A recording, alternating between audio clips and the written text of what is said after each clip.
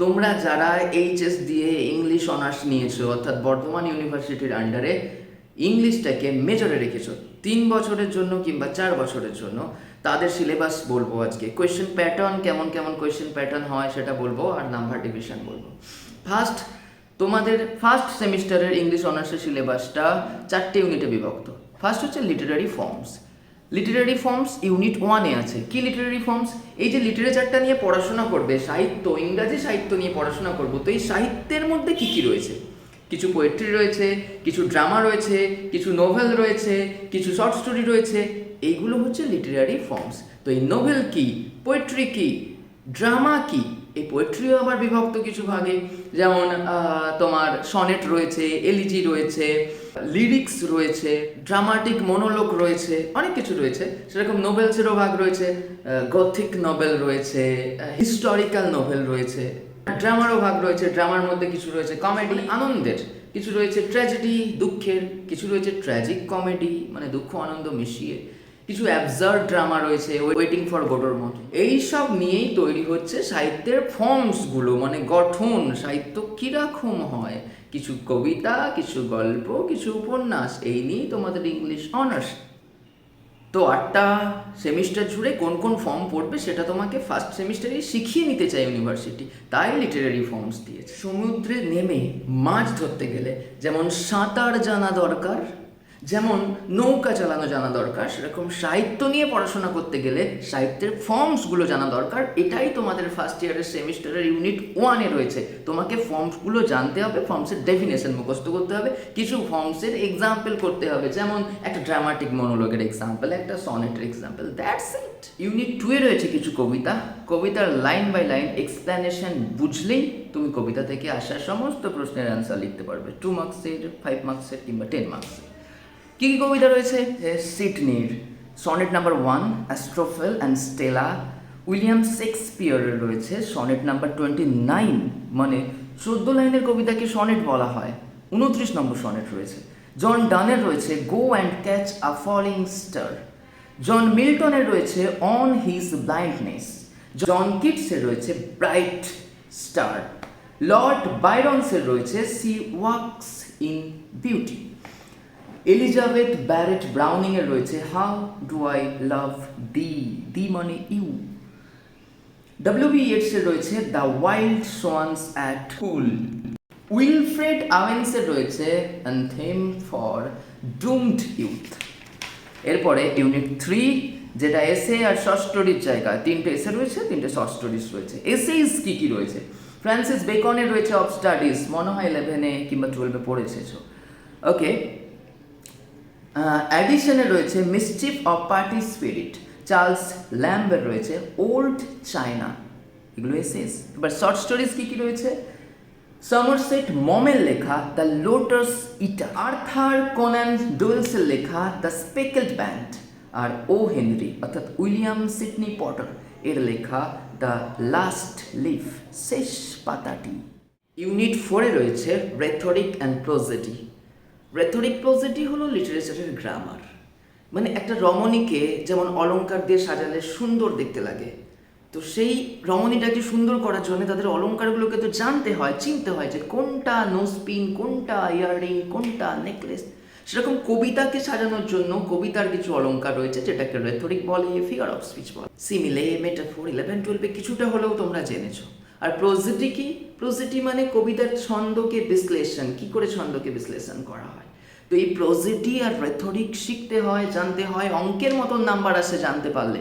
এবং সাহিত্যিক যদি হতে চাও, লিটারেচার নিয়ে পড়াশোনা করে যদি তুমি সাহিত্যিক হতে চাও, তাহলে তো এগুলো জানতেই হবে, কারণ সাহিত্যিকরা সাহিত্যকে সুন্দর করেই এই রেথরিক প্রোজেডির দ্বারা। এগুলোকে যদি ঠিকঠাকভাবে না শেখো, না তো তুমি পরীক্ষায় নাম্বার পাবে, আর না তো ইন ফিউচার তুমি খুব ভালো লেকচারার, টিচার কিংবা সাহিত্যিক হতে পারবে। এবারে কোয়েশ্চেন প্যাটার্ন আর নাম্বার ডিভিশনটা বলে দিই। তোমাদের 75 মার্কসের টেস্ট হবে ফার্স্ট সেমিস্টার। তার মধ্যে 15 নম্বর ইন্টারনাল, 60 নম্বর এক্সটার্নাল। 15 নম্বরের মধ্যে 10 নম্বর কলেজেতেই পরীক্ষা হবে, আর 5 নম্বর তোমার অ্যাটিটিউড, পার্সোনালিটি, অ্যাটেন্ডেন্স এসব দেখে দেবে। আর 60 নাম্বার বাইরের কলেজে গিয়ে পরীক্ষা দিতে হবে। ইন্টারনালে নাম্বার তুমি পেয়েই যাবে, আর তোমার পার্সোনালিটি গুড হোক বা ব্যাড হোক, অ্যাটেন্ডেন্স থাকুক বা না থাকুক, তোমাকে 5 নাম্বার দিয়ে দেবে কলেজ। কিন্তু চেষ্টা করবে পার্সোনালিটি ভালো রাখার, নিজের ব্যক্তিত্ব তৈরি করার, নিজের একটা সুন্দর বিহেভিয়ার থাকার দরকার রয়েছে। এগুলো পার্সোনালিটির জন্য দরকার রয়েছে, কারণ ইন ফিউচার তো তুমি কিছু করার জন্য পড়াশোনা করছো, আর কিছু করতে গেলে পার্সোনালিটি ভালো হওয়াই লাগবে। এবারে যে 60 মার্কসের এক্সটার্নাল এক্সাম অন্য কলেজে গিয়ে দিতে হবে, সেটা নিয়ে কথা বলি। মানে খুব কড়া গার্ড পড়বে, ঠিকঠাকভাবে পড়াশোনা করে যেতে হবে। কীরকম হবে কোশ্চেন প্যাটার্ন? 2 মার্কসের SAQ কোয়েশ্চেন করতে হবে তোমাদের 10টা, দিয়ে দেবে 15টা। সেরকম 5 মার্কসের করতে হবে 4টে, 20 নাম্বার। ঠিক সেরকমভাবেই বড নোটস 10 মার্কসের করতে হবে 2টো, দিয়ে দেবে 4টে। তাহলে 20 20 20 60 নাম্বার হয়ে গেল।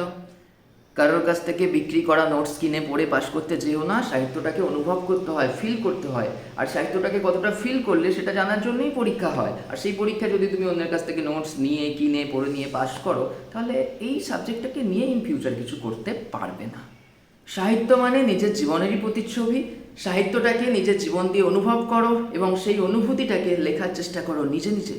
ভাষাটা কিন্তু বাংলা নয়, ইংলিশ, তাই সেন্টেন্স স্ট্রাকচার ঠিক থাকতে হবে, গ্রামাটিক্যাল আন্ডারস্ট্যান্ডিং থাকতে হবে, ভোকাবুলারি স্টক থাকতে হবে, তাহলে নিজে নিজেই নোটস লিখতে পারবে।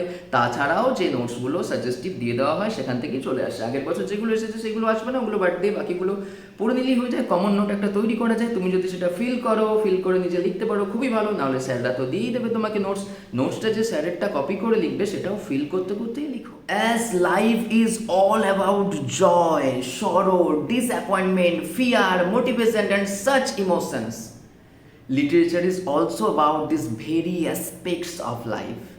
Literature does not create a completely separate world.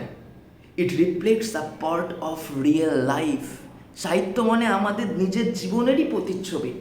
Literature is a reflection of life. Literature is the slice of life. জীবনের টুকরো টুকরো ঘটনাগুলো নিয়েই সাহিত্য তৈরি হয়। আনন্দ, আমারই জীবনের আনন্দের ঘটনাটাকে নিয়ে হয়তো আমার জীবনের আনন্দের মতনই একটা আনন্দের কবিতা লেখা হচ্ছে কারোর দ্বারা, আর আমার জীবনের দুঃখের ঘটনাগুলোর মতনই আর একটা দুঃখের কবিতা লেখা হচ্ছে কারোর দ্বারা। আমার জীবনের মোটিভেশনের মতনই একটা মোটিভেশনাল কবিতা লেখা হচ্ছে, আবার আমার জীবনের শোক কথা নিয়েই হয়তো একটা অন্য কোনো শোক কবিতা লেখা হচ্ছে। আর কিছুই না, আমার জীবন সাহিত্য। আমার জীবনে যা যা হয় সাহিত্যিকদের ভাষায় তাই তাই কবিতার মধ্যে ফুটে ওঠে, লেখার মধ্যে ফুটে ওঠে। ওনাদের জীবনের মধ্যে দিয়েও সেই জিনিসটা গেছে হয়তো কোনো দিন। তাই লিটারেচারের মধ্যে হতাশা, যন্ত্রণা, বেদনা, খুশি, আনন্দ, মোটিভেশন, ডিপ্রেশন, অ্যাংজাইটি সব থাকবে। আর সেই সাহিত্যের মধ্যে দিয়ে সেগুলো অনুভব করাই এবং বোঝা, রিলেট করা, এটা তো আমারই জীবন। এটাই হচ্ছে সাহিত্যের কাজ। শুধু তো অনুভব করলে হবে না, পরীক্ষায় নাম্বার তুলতে হবে। তাই নিজের লেখা জানতে হবে, নিজেকে ফিল করতে হবে, স্যারের ভাষায় নয়। ক্রিটিক্যাল অ্যানালাইসিসের জায়গায় নিজের ভাষাতেও কিছু বলা লাগে। তাই সঠিক শিক্ষক এবং সঠিক গাইডেন্সই পারে তোমাকে সাহিত্যের দুনিয়ায় অনেক দূর অবধি নিয়ে যেতে। Feel the literature, love the literature, enjoy the literature and also express your feeling through literature.